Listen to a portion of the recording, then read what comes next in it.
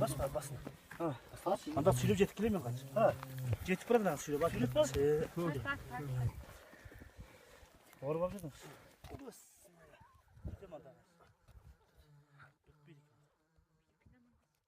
Hey guys, welcome back. I'm Xander and this is Ashley. Hey there.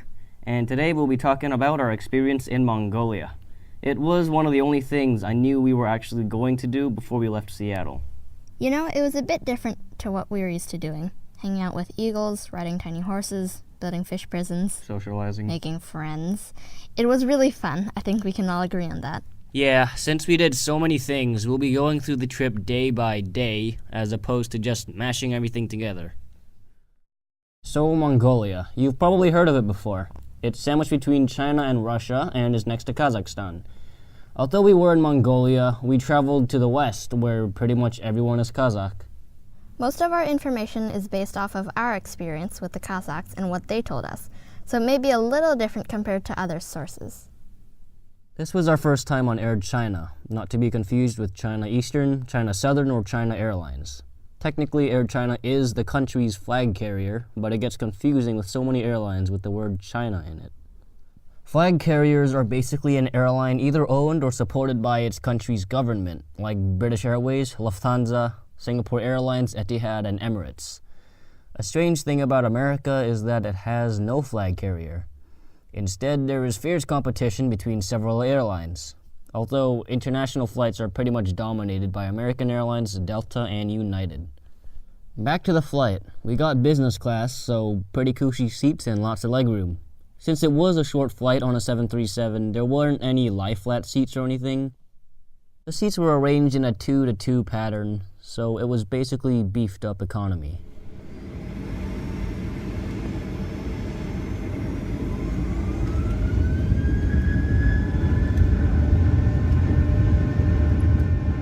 The flight took about 4 hours, and it was nothing special.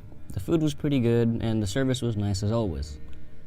We landed at Mongolia's only international airport, Genghis Khan International Airport, in Ulaanbaatar.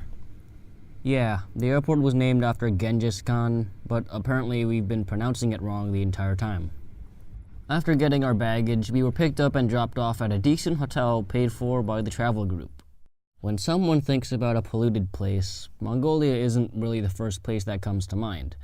The top 30 polluted cities list is dominated by giants like China, India, Pakistan, and Saudi Arabia. Mongolia is known for its fresh air, as a very, very small portion of the country is actually urbanized. However, most densely populated areas burn coal for power. And you guessed it, that leads to the side effect of cheap power lingering around the city and causing problems. From our plane, the entire city was covered in haze, and I could see each and every smokestack and cooling tower spewing out whatever that is. In this very professionally filmed, shaky time-lapse I made, you can really see us flying into the smog.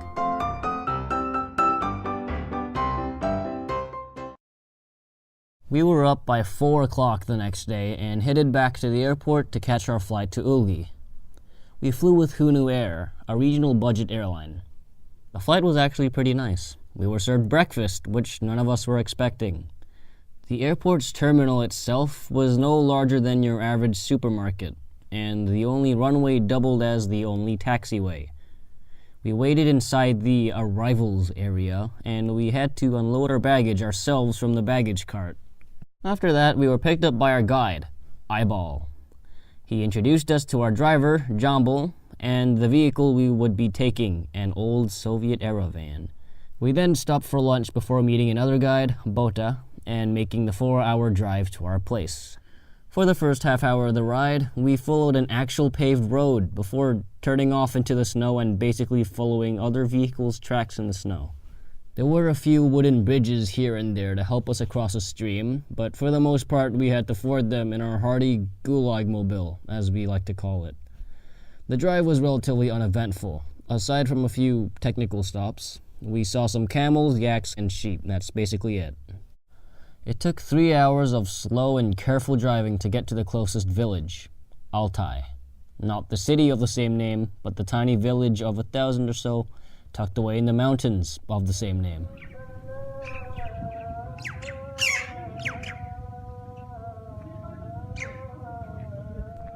We then drove another hour to the house.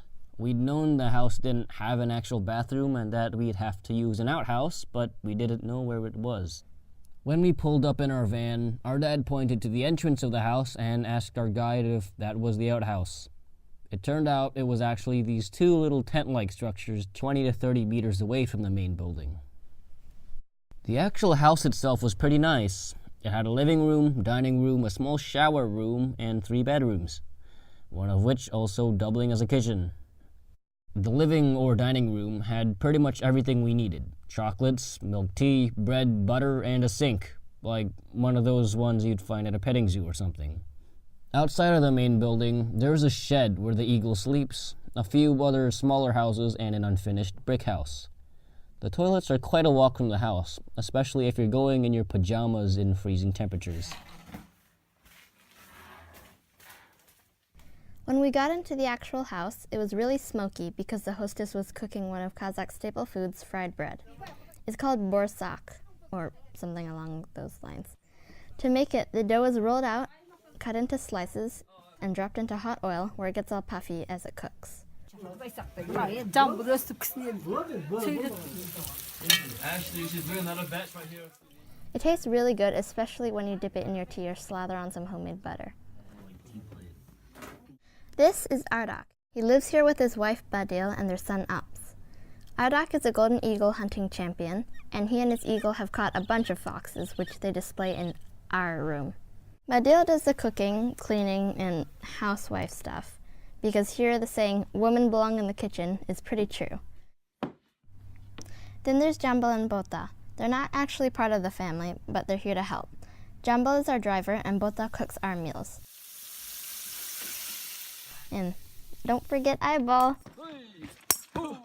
Eyeball's main job is translating and explaining things to us, and being a tour guide. What is that? And then there's the star of our show. Meet Ayalum. She's Arak's eagle. When she's not out hunting, Ayalum is either in her little room sitting on a perch, blinded, or at night when it gets cold is in the corner of the house, on her perch, blinded, and chirping away. Okay, maybe not chirping, more like non-stop ear-piercing squawk screeches. If we're quiet, she's also quiet. But the moment someone she doesn't recognize speaks or says her name, it's back to all over again. Don't let the camera fool you. It's actually ear-piercing. The next day, we finally went horse riding. Personally, I'm just not an animal person, so it wasn't the most exciting thing for me. In fact, I preferred the van ride over the horses. On top of that, and my allergies to furry animals, I got a horse that for some reason always wanted to walk to the left. To go in a fairly straight line, I have to keep tugging on the reins, which got tired and annoying after 2 hours. He just didn't want to follow the group. Anyways, it was about a 2-hour trip up and down the closest mountain. The horses we rode here aren't like the European horses everyone's so familiar with. They're shorter, stockier, fuzzier, and have higher stamina. They're native to Mongolia and can survive in the below freezing temperatures, whereas many other species would just starve or freeze, or both.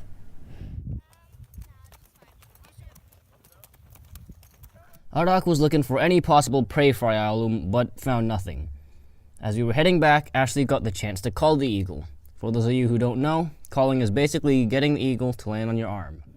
For Ashley's first time, it went pretty smoothly, aside from the fact that she dropped the bird and almost got her trampled by a horse.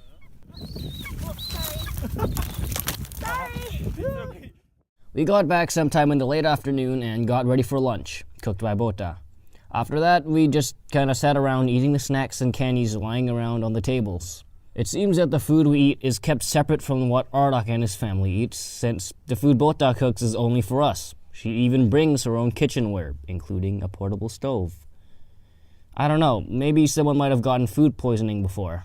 And no thanks, I wouldn't like to get that for a third time in 2 months. I've noticed that the people here consume quite a lot of sugar. I would see them dip sugar cubes into their milk tea and just pop them into their mouths all the time. And don't forget the chocolates, candies, and wafers that are left out and eaten throughout the day. Yet their teeth look pretty healthy. This is mainly due to the fact that they eat these dried yogurt milk cube things. I don't know a lot about them, but Eyeball told me that they're made of milk from lots of different animals like cow, camel, and sheep, meaning they're packed with calcium. Since they do most things manually, Kazakh and Mongolian nomads spend all day doing physical labor of some sort, and that keeps them in really good shape. If they adopted the sitting around and not doing much way of living without changing their diet, they're going to face a lot of health issues. A few hours before dinner, we were told that a yak was going to be killed outside. So I rushed outside with my potato camera, and sure enough, there was a yak, all tied up on the ground as its throat was cut. Although I filmed the entire thing, I'm not sure if I want to put it here. There was a lot of blood. I mean, I've killed a rabbit before, but there was hardly any blood. Well, what was I going to expect from an animal dozens of times larger than a small rabbit? It didn't bother me too much, but it was a little sad. The people here are unbelievably hospitable. You can just waltz on into anyone's house, and as long as you're friendly and polite, the family will probably serve you what I call the guest spread, consisting of endless amounts of milk tea, bowls of candies, chocolates, or wafers, their traditional fried bread and biscuits, or cookies, whatever you want to call them. It's really quite amazing. Just the moment you sit down, someone will whip these out like they're waiting for you all day. We went horse riding again, and Eyeball took us to one of Arak's neighbors, about an hour's ride away.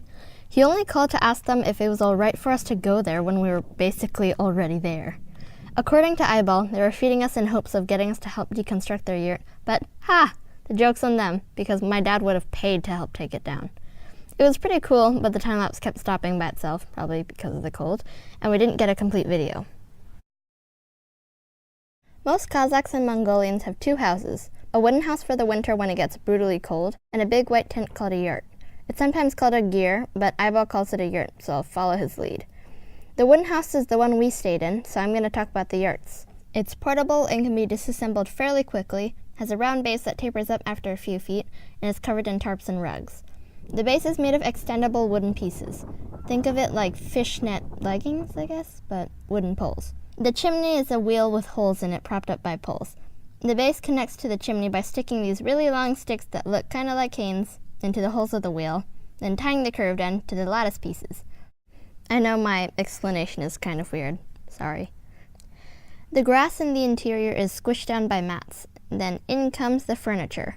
The stove goes under the chimney, and there are simple beds around the edge.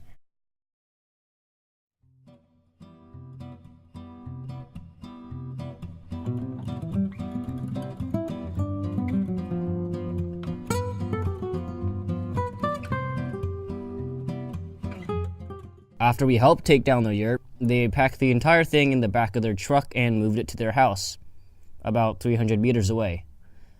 As we headed back, all of us got the opportunity to call the eagle, what Ashley did the day before. The bird weighed around 20 pounds, which is impossible to hold if your arm is outstretched completely. It wasn't scary at all, because the eagle only wanted the meat in my hand and nothing else. Once we got back, it was time for the 5-finger feast. It might sound pretty crazy, but it's literally eating food with 5 fingers from a large platter shared by everybody. There was lamb, this vegetable, that vegetable, carrots, pickles, and there were a lot of pickles. Let me just hand it over to Ashley for a more educated view on the feast. The 5-finger feast was made of dumplings, potatoes, carrots, onions, pickles, lamb, and lamb-tasting broth poured over it. It's called a 5-finger feast because you're only supposed to eat it with your right hand, which is 5 fingers, because the left hand was used to do things associated with going to the bathroom. Once everyone is gathered around the table, they look into their palms and make a wish. Afterwards, they mimic the action of splashing water onto their faces, and everyone can dig in. Just line up like. On the set.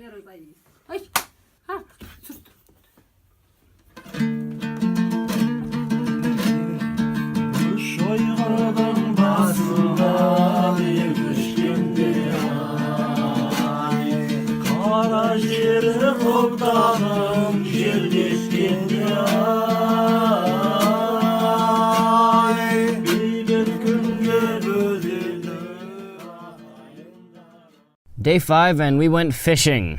We drove for roughly an hour in the van before stopping near a stream. If we get stuck, what happens? We stop and fishing. If the car is stuck, We go fishing. None of us were really interested, so Ardok and Jambul went out to go fishing. Meanwhile, we decided to build a little cove thing to keep the fishes in. It really was just a concentration camp for fishes, since when we were done, we would have just killed them all anyway.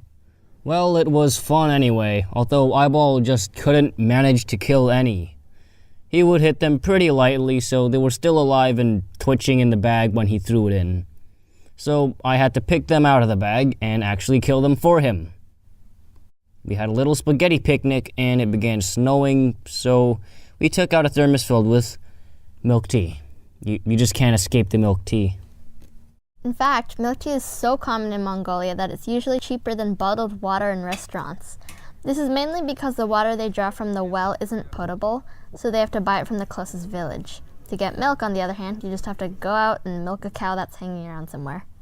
It's made with a black or green tea leaves steeped with water, milk, and a little salt. There's always a kettle of milk tea on the table to drink throughout the day, and it's served to guests upon arrival. If you want to try milk tea but you're too lazy to fly all the way to Mongolia, you can make it at home!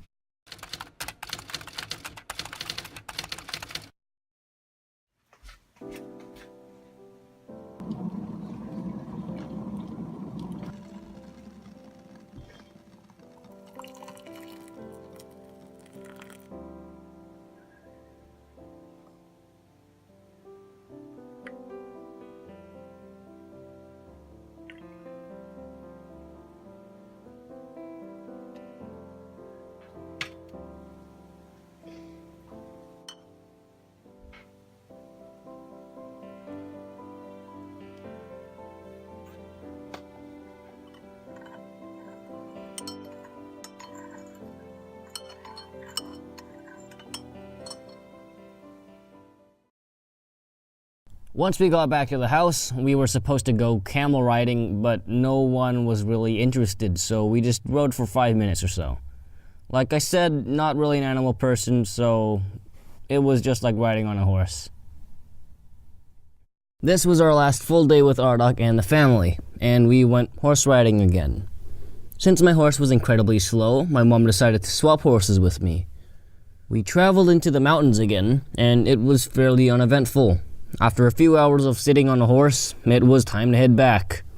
My dad and sister love animals, and they wanted to spend more time galloping around, although my mom and I weren't really having much fun, so we went back with Eyeball and let the rest of the group mess around with their horses.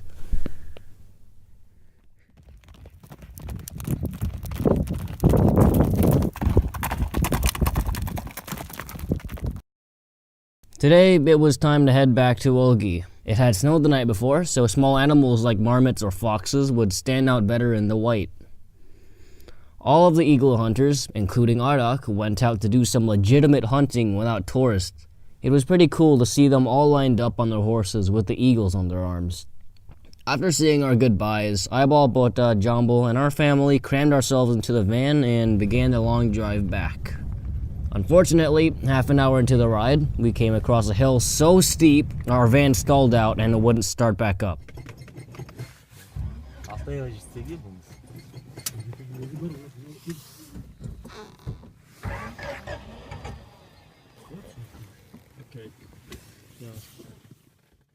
A few minutes of inspection later, Jambul and Eyeball discovered that the gas in the tank was frozen.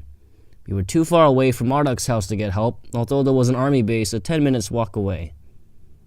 The real men went out to search for help while I just sat in the van and filmed it. Finally, after half an hour of delay, we managed to get the van back up and we continued driving.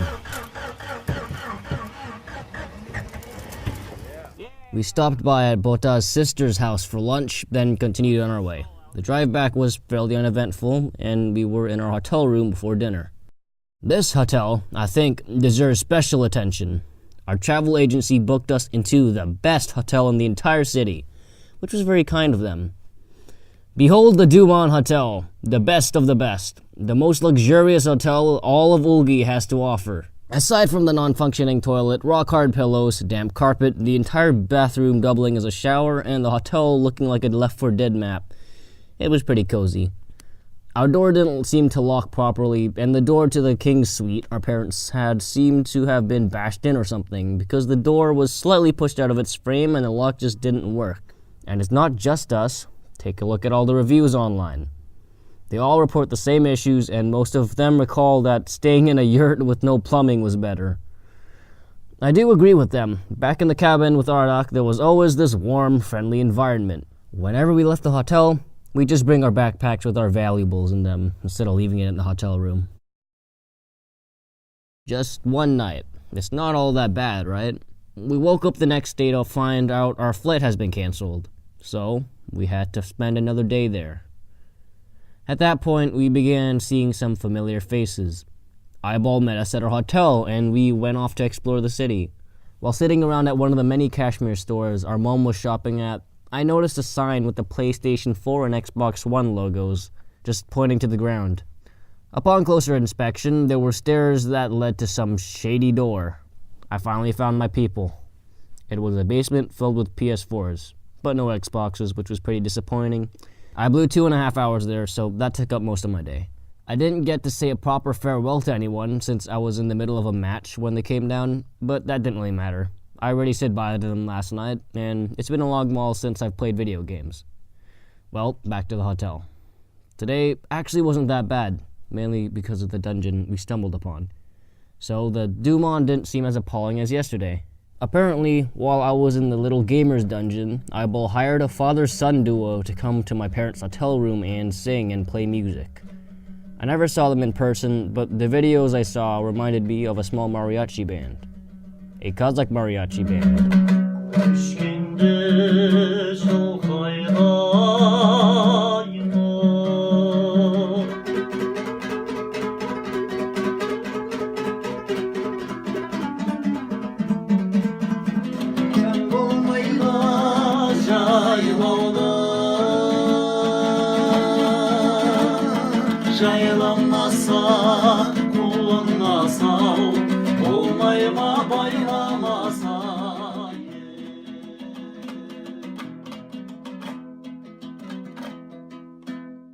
We woke up at 4 the next day and were picked up by Jumbo, where we said yet again another and final goodbye to him.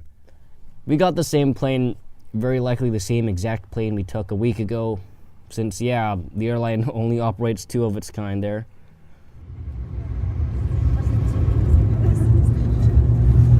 After takeoff, we were served a baguette. Again, unexpected but always appreciated. Our hotel here in Ulaanbaatar was much nicer than the other ones. Aside from a little shopping, we stayed in all day.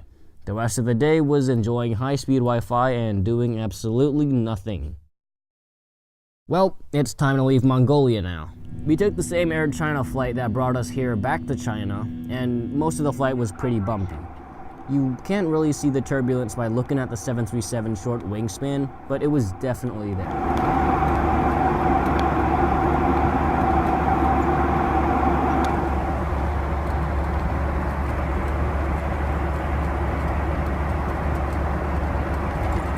The food, again, was pretty good.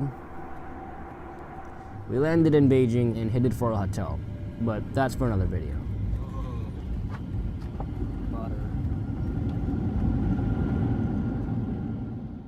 For now, that wraps up Mongolia.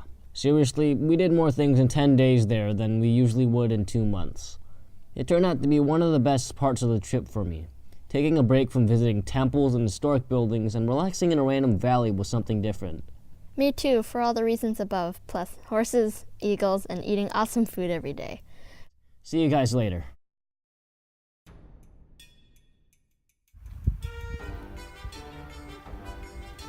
You have a picture of me? No, video.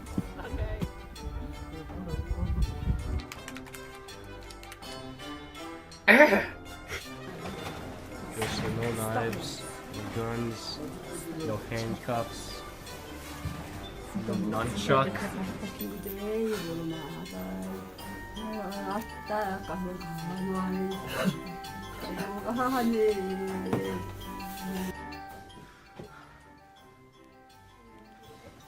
Oh god.